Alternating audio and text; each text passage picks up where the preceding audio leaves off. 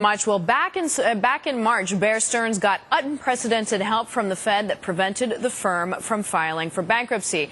Pressures on Lehman Brothers, along with the recent government takeover of Fannie Mae, Freddie Mac, all raising concerns about just how involved government should be in a so-called free market.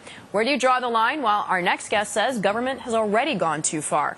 We are joined now by Representative Michelle Bachmann, Republican from Minnesota. Welcome, Congresswoman. Always glad to have you. Thank you. We love Bloomberg. Thanks for letting me be on today. Oh, good. So is Lehman Brothers too big to fail? Is it too big to fail? I think Lehman is taking the right medicine for itself, and I think it's great that they actually aren't coming to the federal government for a bailout. I'm pleased to see that, and that's one thing we need to send, signal that we need to send to the marketplace. Look, we're not going to be here to bail out Starbucks. We're not going to be here to bail out JCPenney. We can't do that. If we do that, then we're no longer a true free market economy. We become a socialistic nation. We can't nationalize every sector of our economy. If we do, we extract risk, and remember, that's what this is all about, risk. How much are we going to value risk? And we can't do that. So I'm very grateful that Lehman is taking the steps that it is. So do you agree with the investor then, Jim Rogers, that what we've seen in the past few months is so-called socialization for the rich?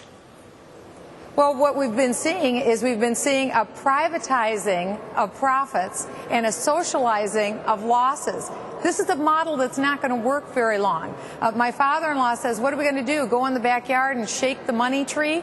You know, at a certain point, we run out of rich people to pay for all these programs. We just can't continue to be the banker of last resort, the insurer of last resort. There's just not enough money left at the end of the rainbow to pay for all these bailouts. Let me ask you, though, I mean, the argument of too big to fail is that in a global economy, we're so interconnected. It's not just about us anymore. It's about a global economy. Do you agree with that?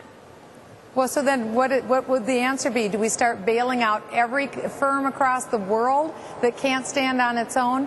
At a certain point here in the United States, we have to look at our own interests, and you're right. I'm not disagreeing that we aren't interconnected. We are, and that's actually a good thing. I'm thankful that we are interconnected, but again, we can't be the banker of last resort and think that we will survive. Congresswoman, you talked about JCPenney and Starbucks. To my knowledge, they're not sending lobbyists to D.C., but some other groups maybe, the automakers, for example, as also perhaps the airlines. Are you saying categorically government does not belong supporting these, even though there is a precedent in any case for some of the automakers back in the 70s?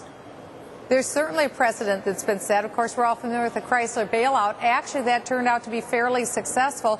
Chrysler paid the government back their made loan. Money. Yes, the government made money. It actually worked out to be fairly successful. But there's a lot of questions that have to be answered. And at this point, we haven't even started with the questions yet. So the signal that we should not be sending is that don't worry about your level of risk. The government will bail you out. That's not the signal that we want to be sending to the market. We have to leave it there, but we thank you as always. That is Congresswoman Michelle Bachmann. That wraps up In Focus here on Bloomberg Television. I'm Deirdre Bolton. Kathleen Hayes, she's in the studio, ready to take you through the next hour.